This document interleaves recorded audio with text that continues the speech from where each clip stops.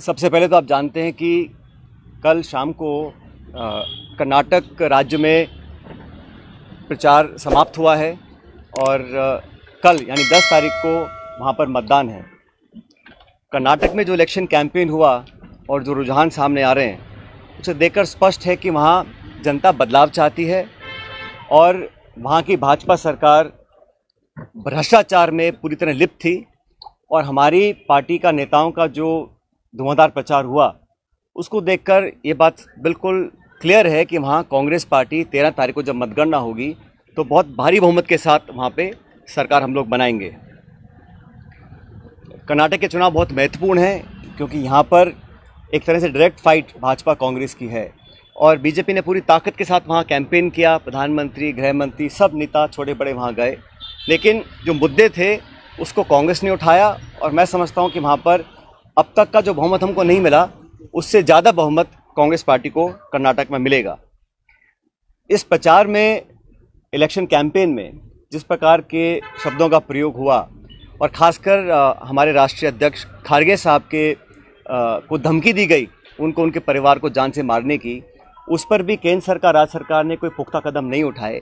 तो ये एक निम्न स्तर की राजनीति है और इसका हम सबको खंडन करना चाहिए। मैं कड़े शब्दों में इस प्रकार की वारदातों की निंदा करता हूं और उम्मीद करता था कि भाजपा के लोग इस प्रकार का पक्षपात रवैया नहीं अपनाएंगे और खारगे साहब जी को जो धमकी मिली वो एक तरह से बौखलाहट का परिचय था। साथियों, आप ये भी जानते हैं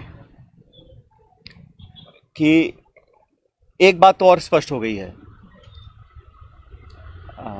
सामान्य मुख्यमंत्री जी का भाषण परसों धौलपुर में हुआ और उस भाषण को सुनने के बाद मुझे ऐसा लगता है कि सामान्य मुख्यमंत्री जी की नेता आदरणीय श्रीमती सोनिया गांधी जी नहीं हैं, बल्कि उनकी नेता वसुंधरा राजे सिंधिया जी हैं।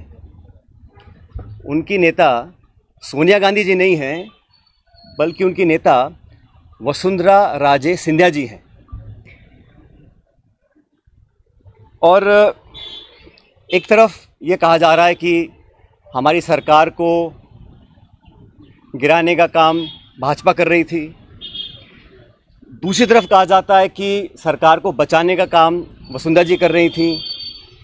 तो ये जो विरोधाभास है इसको समझाना चाहिए। आप कहना क्या चाह रहे हैं ये स्पष्ट कर देना चाहिए। आप सबको मालूम है, सरकार बनने के बाद मैं प्रदेश का उप मुख्यमंत्री था, प्रदेश अध्यक्ष था और 2020 में देशद्रोह, राष्ट्रद्रोह के मुकदमे में मेरे पर कार्रवाई करने की कोशिश की गई थी। अनेक ऐसे प्रकरण हुए और हम सब लोग, और मैं स्पष्ट करना चाहता हूं कि मैं और हमारे कुछ साथी सरकार में नेतृत्व परिवर्तन चाहते थे। अपनी बात को लेकर हम दिल्ली भी गए और अपनी बातों को रखा। उसके बाद अखिल भारतीय कांग्रेस कमेटी ने लगातार चर्चाएं हुई और आज वो दुनिया में नहीं है, स्वर्गीय अहमद पटेल साहब, लेकिन उनके माध्यम से सब नेताओं से मुलाकात हुई और एक कमेटी का गठन हुआ, AICC ने किया। उसमें माखन साहब, वेणुगोपाल जी और अहमद पटेल जी सदस्य थे और उस कमेटी का एक काम था। और कमेटी जब गठन हुआ उस समय हम सब की बात सुनकर हमारी बातों को एक्सेप्ट किया गया और एक रोड मैप तैयार किया गया। बहुत सारी बातें उसमें थी, मैं उसका उल्लेख नहीं करूँगा, लेकिन कमेटी का गठन हुआ और उसके बाद से हम सब ने, चाहे वो राज्यसभा के चुनाव हों, चाहे विधानसभा में मतदान हो, पार्टी का प्रचार हो, कांग्रेस को मजबूत और ताकतवर बनाने के लिए हम सभी साथियों ने जी जान से कोशिश की और मेहनत की और 2.5 साल का जो कार्यकाल निकला वो इस बात का प्रतीक है। अनुशासन तोड़ने का काम कभी भी किसी ने नहीं किया। मुझे बहुत कुछ कहा गया, कोरोना, गद्दार, निकम्मा आदि, और जो ये आरोप परसों लगाए गए, ये 2.5 साल से मैं आरोप सुन रहा था, लेकिन हम अपनी पार्टी को और सरकार की छवि को नुकसान नहीं पहुंचाना चाहते थे। इसीलिए मुझे लगा कि जो प्रकार का भाषण दिया गया, मैंने पहली बार देखा कि अपनी सरकार को, अपने ही विधायकों को, अपने नेताओं को बेइज्जत और बदनाम करने का काम हो रहा है। कांग्रेस के विधायकों को तो बदनाम करने का काम हो रहा है और भाजपा के नेताओं का गुणगान हो रहा है। ये समझ से परे है। इस प्रकार का जो काम हुआ वो बड़ा गलत है। और हम सब लोग जो दिल्ली में गए थे अपनी बात को रखने के लिए, किन लोगों पर आरोप लगाए जा रहे हैं? ऐसे लोग जो पब्लिक लाइफ में 30, 40, 45 साल से हैं। 3 दिन पहले मैं बाड़मेर में था। सम्मानीय हेमाराम जी 1980 से विधायक हैं। उनकी क्या छवि है, मतदाता, पब्लिक, उनके क्षेत्र के लोग उनको अच्छी तरह जानते हैं। उनकी क्या क्रेडिबिलिटी है और क्या पब्लिक लाइफ में उनका अब तक का इतिहास रहा। ओला साहब, जिनके स्वर्गीय पिताजी 1957 से चुनाव लड़ रहे हैं, बड़े बड़े पदों पर रहे। और हेमाराम जी ने तो अपने नौजवान बेटे की मौत में और याद में एक छात्रावास बनाया है। 100 करोड़ की ज़मीन तो उनकी बाड़मेर में निजी ज़मीन को उन्होंने दान किया समाज के लिए, लोगों के लिए। पैसा इकट्ठा कर 22 करोड़ का एक हॉस्टल बनाया 150 बच्चों के लिए, गरीब बच्चों के पढ़ने के लिए। इन सब लोगों पर इस प्रकार के आरोप लगा देना मैं समझता हूँ बहुत गलत है, बहुत निंदनीय है। और मैं सिरे से इन बेबुनियाद और झूठे आरोपों को नकारता हूँ। बहुत से साथियों को मंत्री बनाया इस सरकार के अंदर, बड़े बड़े पद दिए गए। कोई चेयरमैन है, कोई कॉर्पोरेशन में मेंबर है, कोई पार्टी के पदों पर बैठे हैं। 3 साल हो गए। ऐसे लोग जो पब्लिक लाइफ में रहे, जिन्होंने अपना नाम कमाया, जिनकी एक साख है, उन पे आरोप लगा देना कि आप चंद रुपए में बिक गए, मैं इसको बहुत गलत मानता हूं। और 3 साल से कोई कार्रवाई आपने नहीं करी, ये बहुत बड़ा सवाल उठता है।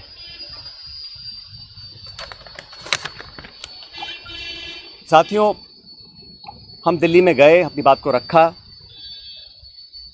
और उसके बाद सारे तथ्यों को संज्ञान में लेने के बाद हमारी अध्यक्षा सोनिया गांधी जी ने 25 सितंबर को सम्मानीय माकन साहब और सम्मानीय खड़गे जी को जयपुर भेजा था। आप सब जानते हैं। वो विधायकों की मीटिंग हो ही नहीं पाई। सोनिया गांधी हमारी पार्टी के अध्यक्ष थी उस समय। उनकी जो अवहेलना हुई, उनकी जो मानहानि हुई, उनकी जो बेइज्जती हुई, वो गद्दारी थी। इतने सारे विधायक, 20, 30, 40, पता नहीं कितने विधायकों को उनकी इच्छा के खिलाफ इस्तीफा दिलवाया गया, अपनी सरकार को संकट में खड़ा करा गया। बहुत से लोग आरोप लगाते हैं कि मोदी और शाह के कहने पर इस्तीफे दिलवा दिए गए। अब ये बात मुझे बोले और मैं जाके मंच पे इस बात को बोलूं, ये शोभा देता है क्या? तो मुझे लगता है कि अब तक जो हुआ उस घटनाक्रम में वो इस बात को दिखलाता है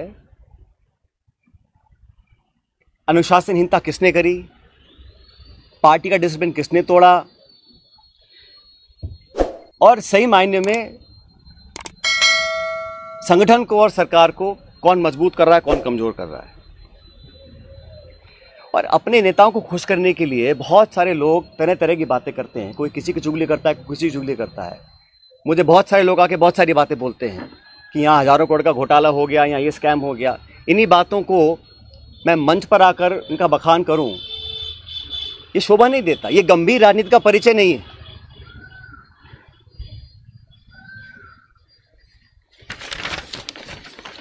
इसीलिए मैं, आप जानते हो, पिछले 1.5 साल से चिट्ठियां लिख रहा हूं वसुंधरा जी के कार्यकाल में जो तमाम गंभीर भ्रष्टाचार के आरोप हमने लगाए, अशोक गहलोत जी ने लगाए, मैंने लगाए, मंचों पर लगाए, प्रेस कॉन्फ्रेंस करके लगाए, उनकी जांच क्यों नहीं हो पा रही थी। अब मुझे समझ में आ रहा है कि ये जांच अब तक क्यों नहीं हुई। मेरे चिट्ठियां लिखने के बावजूद मैं 11 अप्रैल को जयपुर में अनशन पर बैठा इस मांग को लेकर,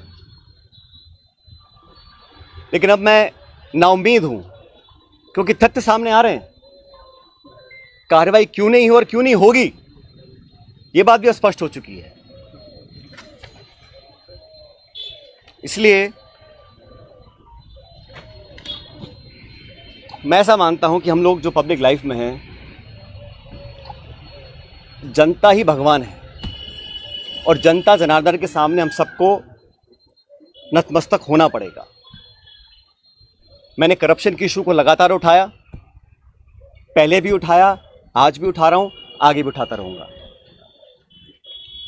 जब जब मैं वसुंधरा जी के करप्शन की बात करता हूं या जो पेपर लीक हुए जिसमें लाखों बच्चों के भविष्य पर सवाल चिन्ह खड़े हो गए, उस पर कोई जवाब नहीं आता। इसलिए साथियों मैंने निर्णय लिया है कि आरपीएससी, जहां से कई सारे पेपर लीक हुए, बहुत सारी वहां पे खबरें आई कि वहां पे तमाम भ्रष्टाचार हो रहा है, अजमेर स्थित आरपीएससी है। मैं 11 तारीख को परसों अजमेर से एक यात्रा निकालूंगा। जनता के बीच जाकर जनता की आवाज़ सुनेंगे, जनता के मुद्दों को उठाएंगे और जैसा मैंने शुरू में कहा, जनता जनार्दन है तो जनता के बीच जाना हम सबका दायित्व बनता है। और जो करप्शन के इश्यूज़ हैं, जो नौजवानों के इश्यूज़ हैं, जो पेपर लीक और पेपर कैंसिल के और नौजवानों के हितों से जुड़े मुद्दे हैं, उनको उठाकर मैं एक जन संघर्ष यात्रा निकालने जा रहा हूं, जो 11 तारीख को शुरू होगी अजमेर से और जयपुर की तरफ हम लोग आएंगे। लगभग 125 किलोमीटर की यात्रा है। जन संघर्ष यात्रा लोगों के हितों के लिए, करप्शन के खिलाफ, नौजवानों के संरक्षण के लिए। उनकी आवाज़ को हम सुनेंगे, उनकी आवाज़ को बुलंद करेंगे और मैं समझता हूं कि सही निर्णय तब लिए जाएंगे जब जनता का पूरा हमारा साथ होगा, जनता का पूरा प्रेशर होगा। पद यात्रा है, जन संघर्ष पद यात्रा 11 मई को मैं अजमेर से शुरू करूंगा और हम जयपुर आएंगे। लगभग 5 दिन का समय इस यात्रा में लगेगा। जैसे मैंने कहा, ये यात्रा किसी के विरोध में ना होकर करप्शन के विरोध में है, नौजवानों के पक्ष में है। जो तमाम जनता में आज मुद्दे हैं, जो इशूज़ को लेकर हम राजनीति करते हैं, जिन इशू पर मैं हमेशा अपनी बात रखता आया हूं, उनके बीच जाकर, उनकी बात सुनकर, उनकी आवाज़ बनने की हम लोग कोशिश करेंगे। और ये अभियान शुरू होगा 11 तारीख को। ये पायलट साहब अशोक गहलोत जी ने एक बात और कही जिसका आज ये पॉलिटिकल स्टैंड क्या रहेगा, क्योंकि सबसे बड़ी जो राजनीतिक उत्सुकता यही बनी हुई है कि आपका स्टैंड क्या रहेगा, पार्टी में रहकर संघर्ष करेंगे? मैंने कहा ना आपको, कुछ लोग ऐसे हैं जो चाहते हैं कि कांग्रेस कमज़ोर हो, कांग्रेस में फूट पड़े, और जैसे मैंने कहा, बदनाम करने की, आरोप लगाने की, आलोचना करने की, चरित्र हनन करने की कहीं कोशिश अगर हो रही है तो उसको हम नाकाम करेंगे। हमारी पार्टी को जो लोग कमज़ोर करना भी चाहते हैं उनको हम होने नहीं देंगे। लेकिन पब्लिक इश्यूज़ पे जो मेरा स्टैंड पहले था वही स्टैंड आज भी है और आगे भी रहेगा। और जो करप्शन हुआ, जिसको हमने सैकड़ों बार पब्लिक में उसको एक्सेप्ट किया, उस पर 4.5 साल तक हम कोई कार्रवाई नहीं कर पा रहे हैं। मैं अब समझ रहा हूं कि वो कार्रवाई हम क्यों नहीं कर पा रहे थे। कोई कारण तो होगा। मैंने चिट्ठियाँ लिखी, अनशन किया, आवेदन किया, आग्रह किया, बार बार किया, जोड़ कर किया। अगर कार्रवाई नहीं हो रही थी तो अब मुझे समझ में आ रहा है कि वो कार्रवाई क्यों नहीं हो रही थी। लेकिन किसी भी नेता से बड़ी जनता होती है, तो जनता के समक्ष हम जाएंगे, इन बातों को रखेंगे। और जो लाखों लाख बच्चों के पेपर कैंसिल हुए, जिनके माँ बापों ने अपना पेट काट कर उनके ट्यूशन के पैसे दिए, उनको साल 2 साल मेहनत करवाई, जो कभी ओवरेज हो सकते हैं, जिनका भविष्य के आगे उनको पता नहीं वो क्या करेंगे, जो विश्वास और जो एक क्रेडिबिलिटी होती है, अगर वो सिस्टम से ख़त्म हो जाएगी तो फिर आने वाला समय बहुत मुश्किल होगा। इन तमाम बातों को लेकर मैं जनता के बीच में जाऊंगा और लगातार पैदल यात्रा करेंगे अजमेर से 11 तारीख से।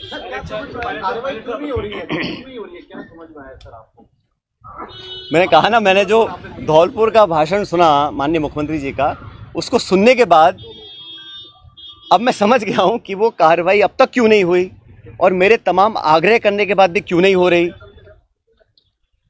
मैं समझ गया क्यों नहीं हो रही है। वो कह तो रहा हूं मैं आपको।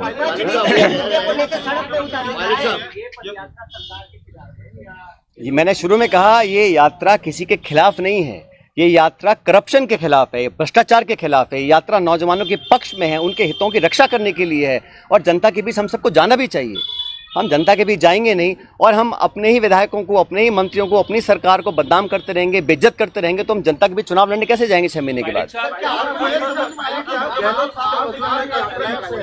125 किलोमीटर की पदयात्रा रहेगी, उसमें जो जन समर्थन मिलेगा उसके बाद आप निर्णय लेने की बात कह रहे हैं, कौन सा निर्णय लेने की बात? मैंने कहा है हमें करप्शन के खिलाफ कदम उठाने हैं। अब तक हम वो संतोषजनक तरीके से नहीं कर पाए हैं तो हम पब्लिक बीच में जाएंगे और जो हमने वादे पब्लिक में किए थे सरकार बनने से पहले, उन वादों को पूरा करवाएंगे। अभी 7 महीने बचे हैं चुनाव में, 8 महीने। मैंने कहा ना आपको शुरू में। जो मुद्दे आप उठा रहे हो ये तो विपक्ष ऑलरेडी उठा रहा है, इसमें नया आप क्या करने जा रहे हैं? भाई करप्शन तो कहीं पर भी हो उसके विरुद्ध हम, चाहे वो कांग्रेस पार्टी हो, हमारी सरकार हो, हम तो खुद ही कह चुके हैं कि हमारी 0 टॉलरेंस है करप्शन के खिलाफ, तो उस पर हमें खरा उतरना है। और जो मुद्दे संज्ञान में आए थे, मैंने पूरा लिस्ट पिछली बार आपको किया था, उनमें से कहीं कहाँ कार्रवाई हुई है?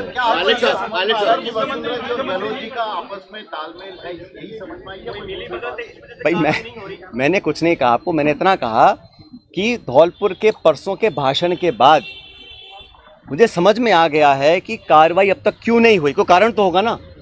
जिस बात को मैं 5 साल लगातार बोल रहा हूँ, सरकार में आने के बाद नहीं कर रहा हूँ, तो क्या कारण थे? वो कारण सामने आ गए। सर उसी भाषण में, सर पायलट साहब, उसी भाषण में मुख्यमंत्री ने कहा कि AICC से पैसा दिलवा देंगे। उसी भाषण में मुख्यमंत्री ने कहा। ये इसका जब ऐसा है, मैंने आपको शुरू में कहा कि मैं किसी पे आरोप लगा दूं कि इसने 1000 करोड़ खा गया, 10,000 करोड़ खा गया, 1 लाख करोड़ खा गया, उसका कोई मतलब नहीं है।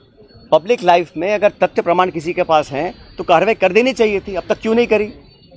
और ये जो पैसे की बात है, जिन लोगों का पूरा राजनीतिक जीवन सिर्फ पैसे के दम पर पनपा हो, शायद उनको हर चीज़ में पैसा नोट दिखाई देता है। ऐसा नहीं है, पब्लिक जज्बात भी कुछ होते हैं, पब्लिक वोट भी कुछ होती है, पब्लिक इमेज भी कुछ होती है। जिन लोगों की राजनीति सिर्फ पैसे के दम पर चलती आई हो, उनको हर चीज़ में अगर पैसा दिखता है, उसका मेरे पास कोई जवाब नहीं है। मैं 3 साल से बातों को सुन रहा हूँ। मैंने बार बार कहा है कि करप्शन के खिलाफ हम सबको लड़ना है। अगर किसी पे कार्रवाई करनी तो कर देनी चाहिए थी, इंतजार किस बात का है? और जिन लोगों पे आरोप लगा रहे हैं, समझना चाहिए उनकी 30, 40, 50 साल की राजनीति है। हम भी बड़े बड़े पदों पर रहे हैं, केंद्र में रहे हैं, राज्य में रहे हैं, निर्वाचित रहे हैं, पब्लिक के सामने काम किया है। अगर कोई उंगली उठा सकता है बता दे हमारे को। इस तरह के आरोप लगाने से, सुन ले मेरी बात, अरे मैं कह रहा हूँ किसी को किसी भी करप्शन के चार्ज कहीं किसी पर भी हो, अगर तथ्य हो तो कार्रवाई कर देनी चाहिए। अब तक क्यों नहीं करी कार्रवाई किसी ने भी? ये आरोप लगाना, सुनिए मेरी बात, विधायकों पर, कांग्रेस के विधायकों पर, जिनके दम पर हम मुख्यमंत्री बने हैं, सोनिया गांधी जी जिनके आशीर्वाद से मुख्यमंत्री बने हैं, आप उन्हीं को बदनाम करेंगे, उनकी आलोचना करेंगे, उनको बेइज्जत करेंगे तो पब्लिक सवाल नहीं पूछेगी हमसे 6 महीने के बाद। इस प्रकार के निराधार आरोप लगाना कोई बहुत गंभीर राजनीति का परिचय नहीं है। मानहानि का दावा करेंगे, इसका मानहानि का क्या कह रहे हैं? दर्ज करवाओगे क्या गलत के खिलाफ?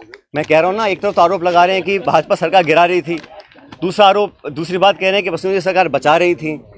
तो मैं समझ नहीं आया बोलना क्या चाह रहे हैं, कौन गिरा रहा था, कौन बचा रहा था? हमारा सब समझौता दिल्ली में हो गया, कमेटी ने निर्णय ले लिया, हम सब समझौते के बाद जयपुर आए, सदन में पेश हुए, हम सब ने एक स्वर से अपनी सरकार का समर्थन किया, हर मतदान कांग्रेस के पक्ष में किया, राज्यसभा का चुनाव हो, मध्य विभाजन हो, हर जगह 2.5 साल से हम सब लोगों ने अपनी कथनी करने में कोई फर्क नहीं रखा। मैं तमाम अपनी आलोचना सुनने के बाद जो मुझे कहा आप सब जानते हैं। मैं भी तर्क दे सकता था, जवाब दे सकता था, लेकिन मैंने शासन में रहा, मुझे पार्टी की चिंता है, सरकार की चिंता है, इसलिए मैंने बोला नहीं। लेकिन इस प्रकार के पब्लिक प्लेटफॉर्म पर आकर अगर कोई किसी का चरित्र हनन करेगा तो उसका जवाब तो जनता को देना ही पड़ेगा। क्या आपको पार्टी छोड़ने के लिए मजबूर किया जा रहा है? मैं यात्रा निकाल रहा हूँ पब्लिक इश्यूज को लेकर, और मैंने कहा ना, अगर कोई चाहता है कि कांग्रेस को कमजोर करने की कोशिश करेगा तो उस कोशिश को हम नाकाम करेंगे।